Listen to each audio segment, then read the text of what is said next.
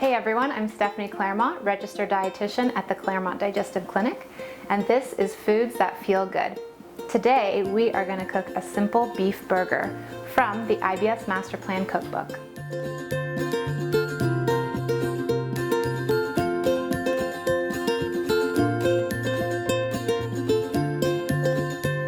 Alright, first we want to start and make our patties. So we have a pound of lean ground beef. This is actually grass-fed beef, and if you can find an organic or grass-fed meat for your recipes, that's preferable. And then we have a couple of different things. So a little bit of red wine, which if I can, I will cook with a little bit of wine, adds lovely flavor. Some tamari, which will add flavor and salt to our meat, and that is gluten-free tamari. And then a little bit of balsamic vinegar as well, just adding more flavor to the meat. We have some red pepper flakes and some freshly ground black pepper in there as well. You're noticing that I'm not using an egg or breadcrumbs in this recipe. I have lean beef. If you use extra lean beef, your burgers might not stick well together, so try to choose lean. You can also use a little bit of pork if you like pork in with your recipe as well, maybe like a quarter of it, maybe like 50 to 100 grams of pork and then the rest beef. But your burgers should stick together just fine without the egg or the breadcrumbs, and it gives you a much meatier burger.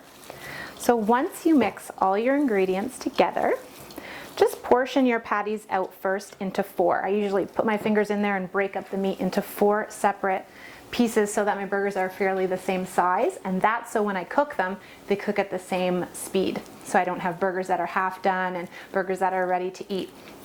You can use a scale to weigh them out as well. Then I pull the Italian inside out of me and I make a meatball so I can kind of pat the outside so it's nice and smooth on the outside, and then I'm going to squish it into a patty. Don't squish too hard, don't overmix the meat, you don't want it to be too tough. About a ½ inch thick, about a centimeter to a ½ inch thick. Fantastic. So that is our first burger, and I'm going to keep making the other 4. Once you make the rest of your burgers, you're going to put them in the fridge and let them chill for at least an hour. Okay, so after your burgers have chilled out in the fridge for at least an hour, this allows them to sit and then moisten up together so that they're a nice solid patty and they don't fall apart on your grill. You're going to use an iron skillet that has grill marks in it if you're cooking inside, or you can use your barbecue or grill outside. I have this on a low to medium heat and it's been sitting for a little while heating up. This pan holds a lot of heat, so you want to be careful that you don't overheat it. You do want it hot in the beginning because you want to get those nice grill marks on your burger. So you might have it about a medium heat, medium high heat to sear it, and then you're going to turn your heat down a little bit. So we're going to put these burgers on, and you want to listen for that sizzle. That is the searing of the meat and those lines that are happening on your burger patty, which is caramelization, which also makes it delicious. We're going to let these cook for somewhere between 4 to 6 minutes aside for a good well done or medium well burger that's cooked all the way through, and we're going to flip them halfway. You can even turn them on a 90-degree angle to make those crisscross lines on your actual burger.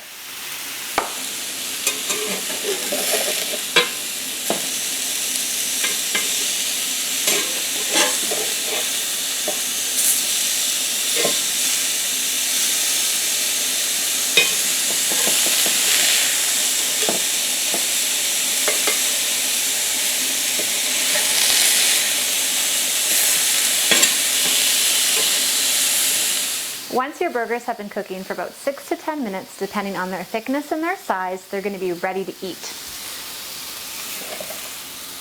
To check if they're ready, you can use a thermometer to test the internal temperature, or you can cut one open and see if it's cooked through. For those with IBS and digestive issues, you want to serve it on a gluten-free bun with low FODMAP, lactose-free, gluten-free ingredients like mustard or mayonnaise, lettuce, tomato, those kinds of things.